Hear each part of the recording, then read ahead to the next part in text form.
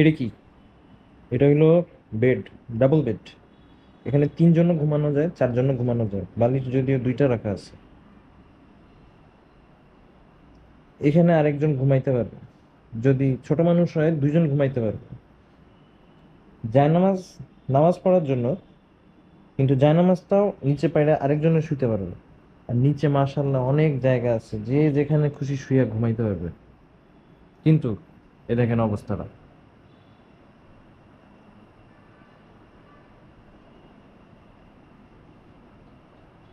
এইভাবে আলমারির উপরে উইঠা ঘুমানোর বেয়াদবির মানেটা কি?